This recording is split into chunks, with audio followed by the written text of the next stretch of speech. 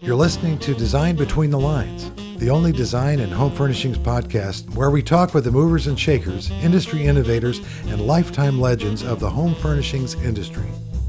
It's here that I get a chance to sit and chat with the influencers shaping the industry into what it is today, and to learn a little bit more about life in their world.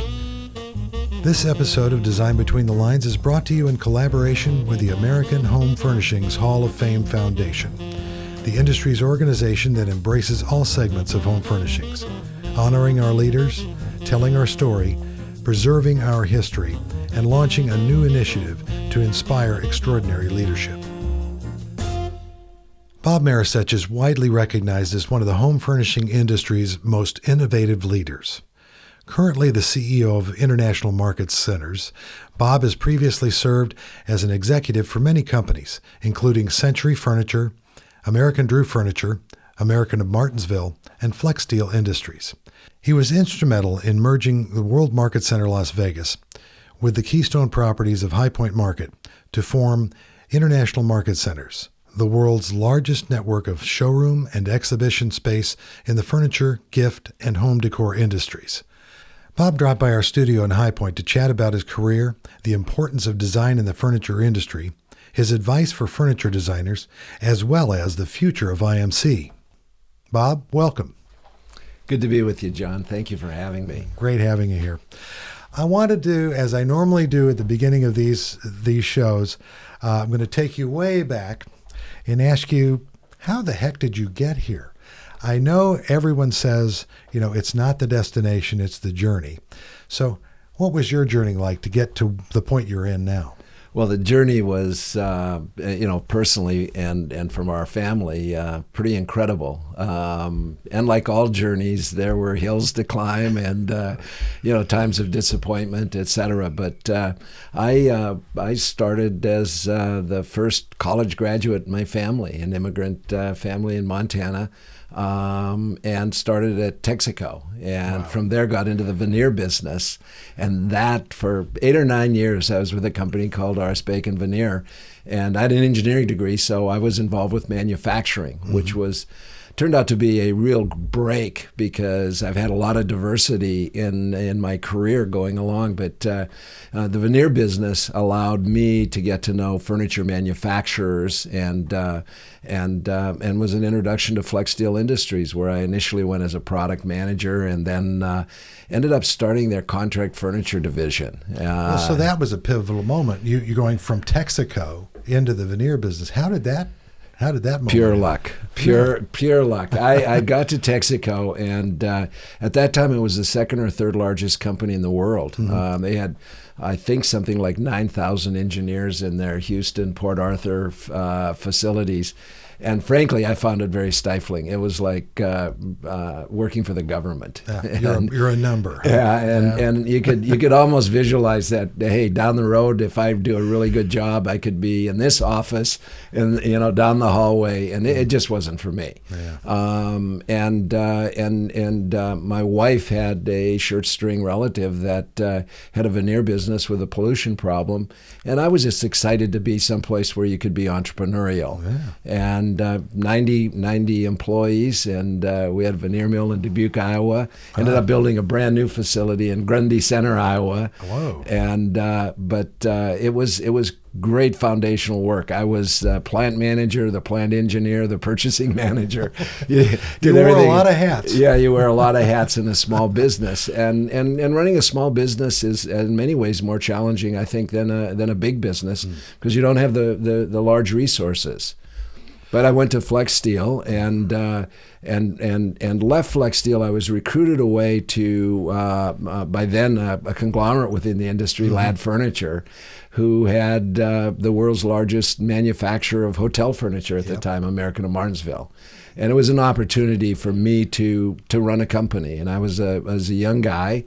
And that was a great run of things. But we moved from Port Arthur, Texas, to Dubuque, Iowa, to High Point, North Carolina, back to Dubuque, Iowa, to Martinsville, Virginia, and did a little stint in between in Marshalltown, Iowa. And so, we really did follow opportunity along the ways. At American of Martinsville, it's a great company, and frankly, I was ill prepared to be a president and CEO. I had not worked closely and with one and seen how you did it, and so I had a lot of on-the-job learning. I was going to say most of us, and you're very entrepreneurial. We have successes and failures, and sometimes, and more often is the case, we learn from our failures more than we learn from our successes, I guess. Without a doubt. And I'm sure you had some of those. Many people have been where you're sitting right now, and we've been through some amazing stories about how furniture lines launched and then never made it out of market. So I'm sure you've had a few of those experiences over the years. Absolutely. Well, and I got there in American of Martinsville in 1989, and 1991 was just a horrible recession for the hospitality industry. And we had an annual plan to do about $125 million of sales, if I remember correctly, and we ended up doing something like 65 or 70. Had to close a couple factories. It was an incredibly challenging time. And probably on paper, it doesn't look like a real success, but from a management standpoint, I think it was a tremendous success that we survived, and we didn't lose money on a cash flow basis. And then went on to have a number of great years, and the company transitioned to a decade really of excellence. And then unfortunately, about 15 years after I left, it got in the wrong ownership hands and ended up going out of business. But it was a great opportunity. I went to another lad company, American Drew. My American Drew days were really interesting. It was a company that was really in transition and frankly in trouble. And I'll cut to the chase. I basically was fired. So here I am, a young guy on what I think was kind of a meteoric rise. And you have a humbling thing like that, and was very public. The front page of Furniture Today, and front page of the Martinsville Bulletin, and it stings. And but one of the great things about that, and I think to your point earlier, how adversity really builds character, is I didn't work for 6 months, and I found out who your friends were and who your friends weren't. And more importantly, you really have a great time of self-reflection. And not to put myself in the same category of leadership of people like Bill Gates or Steve Jobs, but they talk about their times in the wilderness, where they really are able to, put in context what's important in life, and not just what you want to do, but what you won't do. So for me, it turned out to be an incredibly productive time. From there, I went to Century Furniture for a couple of years, involved in sales management, and really was a step backwards, and then ultimately became the CEO of Century. So with Century, and you became the CEO of that, what was their growth pattern like? And what were the years were we stuck in another recession at some point at that point, or were we coming out of it, or how was that growth? I was there from 1996 until 2008. Okay. And so there were some great growth years. Of course, 9/11 happened during that time frame. But we had tremendous growth and tremendous success. Had a great team. One thing I didn't realize until I got to World Market Center was just the value of an incredible corporate culture. I knew how important it was, but I didn't realize what it would be like to not have that, or to try and build that culture. And the Schufert family at Century, of course, over 75 years had built just this incredible corporate culture. And Buck Schufert's leadership there and personal character, emanated through the whole company. I think I remember repeating somebody by the name of Faber's last name a multitude of times at the Pinnacle Awards while handing out pinnacles. So yes, I guess you guys did come a long way and do great things, because you were well rewarded both by sales, but as well accolades from designers who recognized what their peers were doing well at Century. Absolutely, and it was a design-driven company, and Bill Faber was an important leader in that regard, and he built a team around him and a support leadership with Michael Delgadio and people like that. There was just it's quite a team. There were some swings and misses, like there always is with design. If you're out there really pushing on the edges, but there were great success and great collections, and you had great major collections, as I recall, over the years there.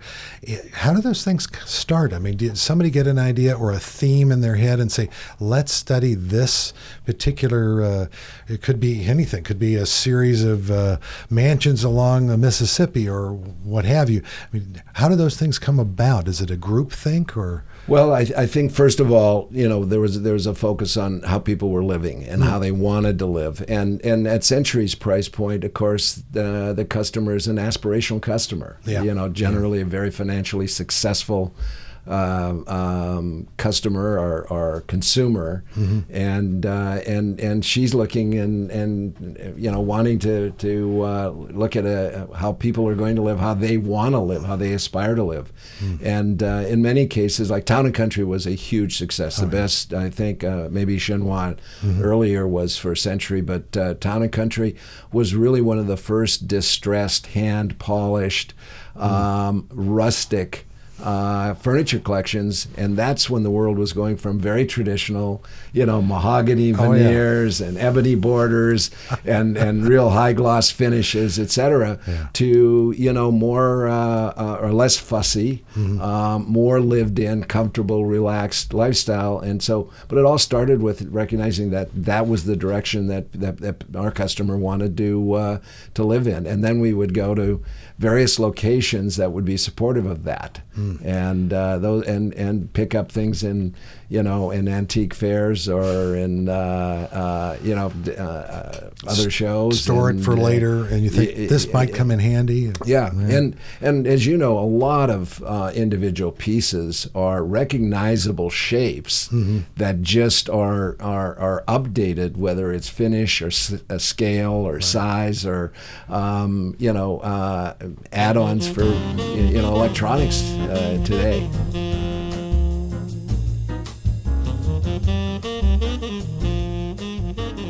Okay, Century Furniture, and then from there, suddenly you're the head of the World Market Centers in Las Vegas. How did that happen? Well, I was in my early 50s, and I'd been involved with running furniture companies for a long time, and frankly, I really wanted to add some variety to my to my life. I also wanted an opportunity. I'd wanted to work in the private equity area around really creative people and really ambitious people. People doing bold things, and the owners of World Market Center, the related company, a major New York and Florida developer, and a group of private individuals had built this thing in Las Vegas, this market that had started with extraordinary success, but it had faltered and frankly was in trouble. And I was intrigued with the opportunity to try and save it, if you will, and so the related company made me an offer I couldn't refuse. Good. And so I went to Las Vegas. I thought it was always an incredible opportunity from the construct of being a Western market, the Western United States, that there was a need. And fundamentally, the project was in trouble and not savable because of two things. One, they had a focus of trying to obviate High Point and compete against High Point, which frankly is just a fool's errand. High Point was 100 years old at the time, an incredible global brand, an incredible value for the buyers that come and the sellers. And then secondly, they were just massively in debt. They had spent about $1.1 billion building the campus, and about $1 billion, and they were in debt $1.1 billion. So there was no equity in the business. No, sir, yeah. And this was in a day financially when trees were growing to heaven. And, true. And frankly, had they stopped shocked with the first two buildings. They may have survived the recession, but they didn't. And in July of 2008, the third building came out of the ground, 2.8 million square feet, not pre-leased, and it was just I was there a very short time and realized, look, this is something that's going to be restructured, and financially is probably going to be foreclosed, which it was.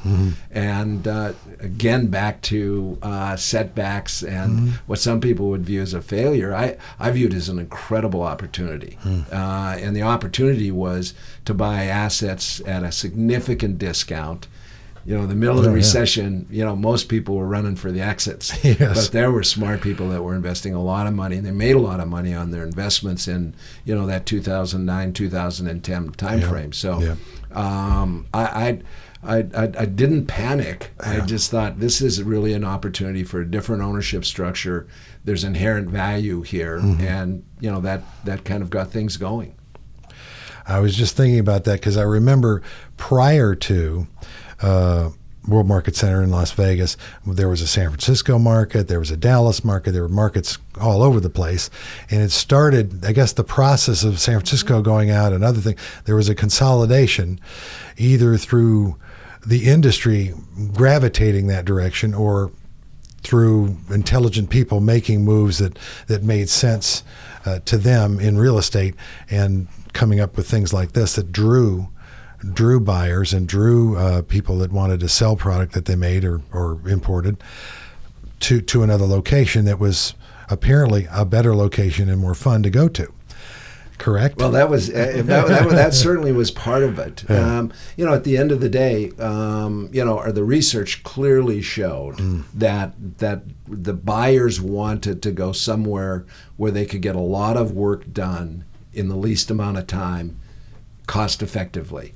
And so the demand in the West was clearly for a Western market, not a bunch of little small regional markets, because you can't get enough work done. You can't see enough broadness of product.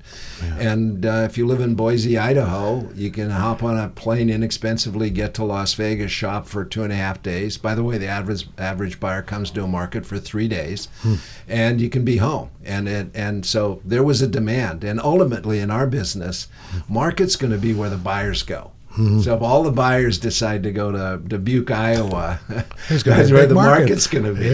And so we're just addressing a demand and listening to customers as to what they wanted, and also repositioning Las Vegas so it wasn't competing against High Point. And that was my next comment or question to you, was regarding that. There was some angst. There was lots of grinding of teeth and gnashing of teeth over a couple of years.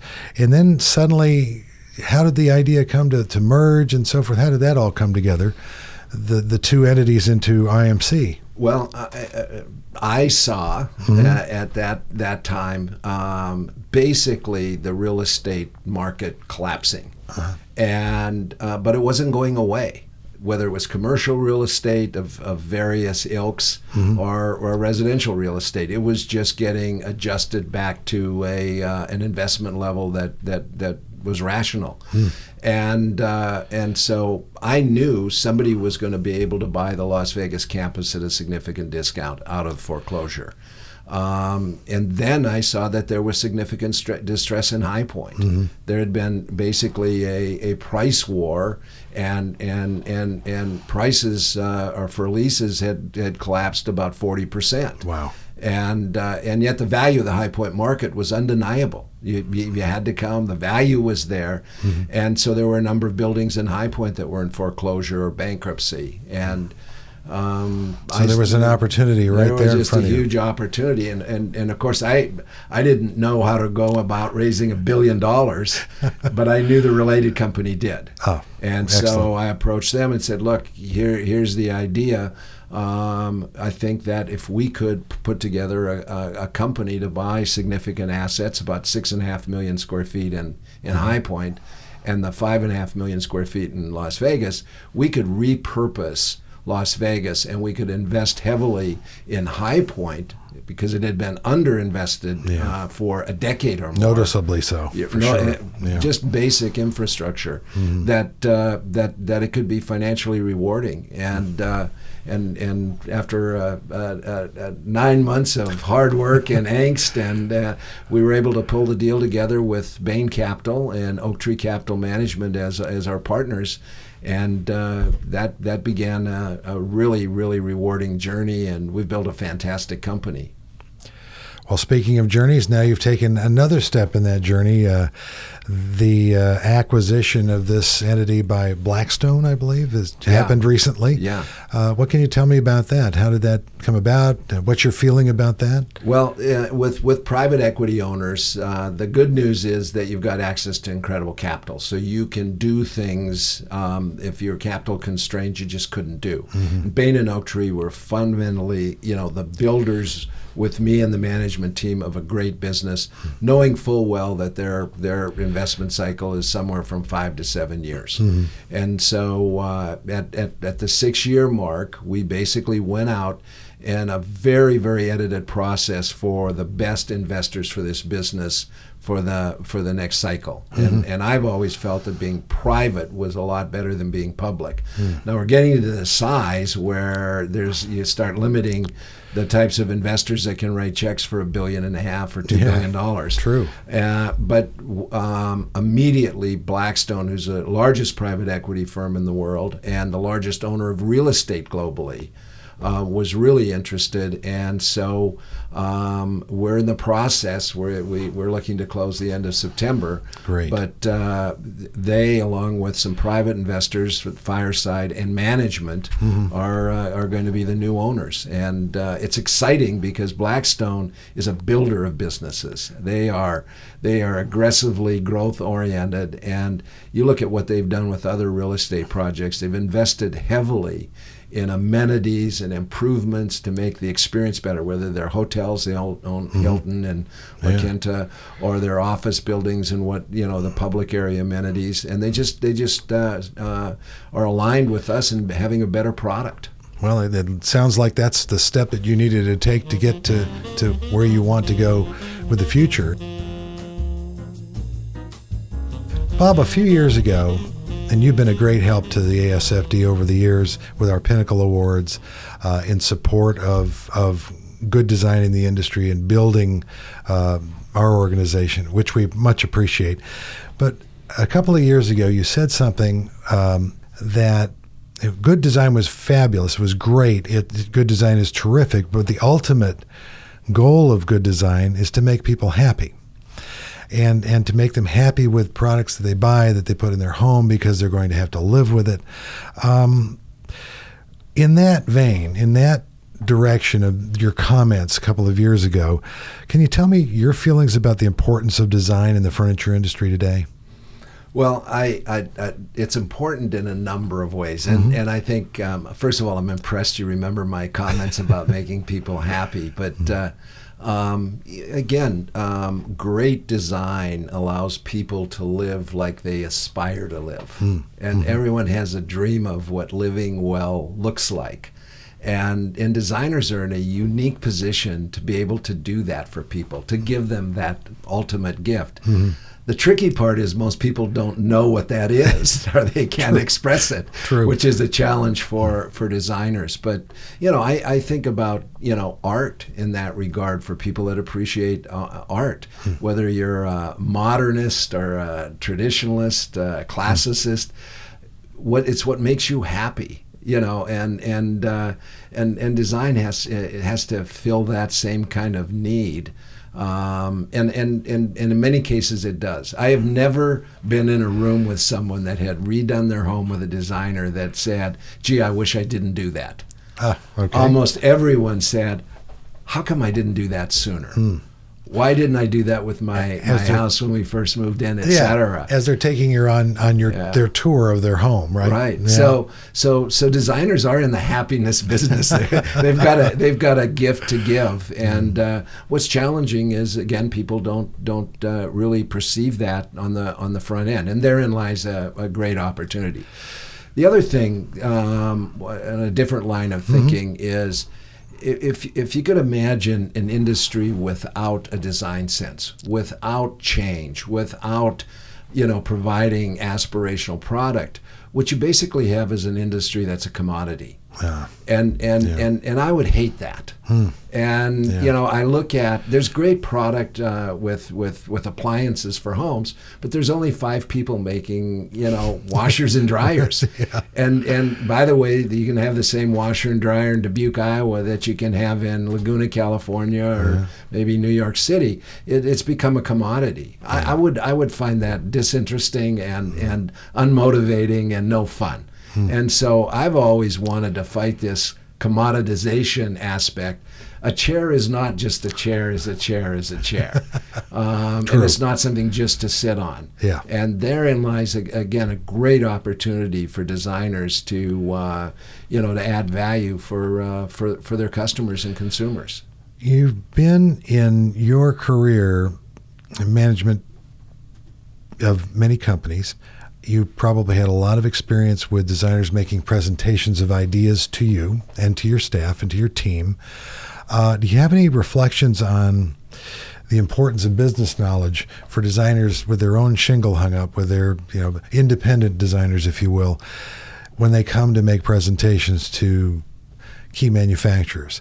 Is there anything they should be more aware of? And I'd say you're speaking not only to our audience that are well-heeled professionals, but also young people who are considering coming into this industry as in the design profession.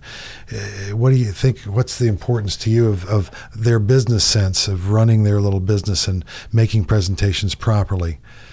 Well, I think the first thing that comes through is that I've not met a great designer that wasn't a great salesperson and a great promoter. And ultimately, you're answering the question, why should we do this?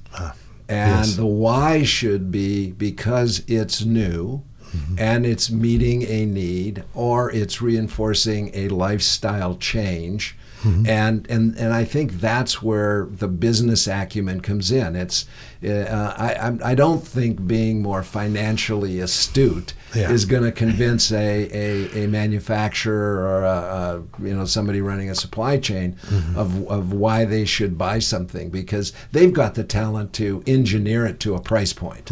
Right, exactly. But the idea and answering the question, why is this new and why is it important, and doing it with enthusiasm and passion and professionally is really a way to get to yes, let's make this. Yeah. So in a way, you're kind of giving a kind of a description of how they should behave as part of this team, bringing a product to market.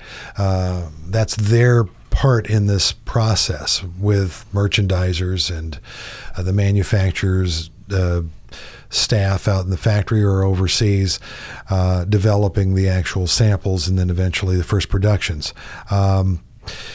Within that structure, do you have any business advice you might impart to people that are either have design organizations now or are looking to maybe hang their own little shingle out there down the road? Is there any advice you'd like to impart to them that might stick for a while and they'll remember later on going, yeah, Bob said this and I need to make sure I do this? Well, I think first of all is you have to avoid Me Too-ism. There's just that natural tendency. And also, when you're passionate and enthusiastic about something, you're also going to be, from a practical standpoint, asked to compromise some part of the design, and you got to know where that line is. And again, it gets back to, if somebody else is doing it, or it's part of what's becoming a commodity, that's not why someone is hiring a designer. And how do you balance that creativity with some flexibility? And a little bit of knowledge of maybe what this company and their supply chain, if you will, can do and what they maybe can't do. I also would add, John, that I think that a designer today has to be a student of lifestyles and where things are going. Research. What's the impact on houses for self-driving automobiles? I just read a really interesting thing. and I believe it's going to happen. It may be 10 years down the road, but all of a sudden there's no need for garages. Now you've got a whole different set of rules as it relates to how houses look. Kind of sounds like what happened with flat screen TVs and then the old cabinets. Right. Armoires are, you don't see very many anymore. But again, I think a designer from a business standpoint, understanding what does the future of the home look like, and what are all of these social and economic and technological changes doing to how people live and how they're going to live. And that's where the magic's going to be. That's a major word of advice to not only professionals now, but also to students that are listening in, that are studying right now to be the future furniture designers of our industry. I think if there was words of wisdom or advice, it would be to be a lifelong learner. That adapting to the future and changing is all around being a lifelong learner. And there's no better way to learn than be associated with really sharp, smart people that are ambitious, they're playing to win, they're passionate. And you surround yourself or you work in that kind of environment, and you've got a perspective that the world's changing, it's changing fast, and I want to stay ahead of it. You'll figure it out. Wow. Bob, on that note, the perfect ending. Thank you so much for being with us today. It's been a pleasure. It's my pleasure. A big thanks to Bob Maricich for sharing his story and his insights into the furniture industry. Design Between the Lines is produced by Element Studio with the American Society of Furniture Designers. We're recorded in High Point, North Carolina. To learn more about ASFD, visit asfd.com. And don't forget to subscribe to hear more industry stories of Design Between the Lines.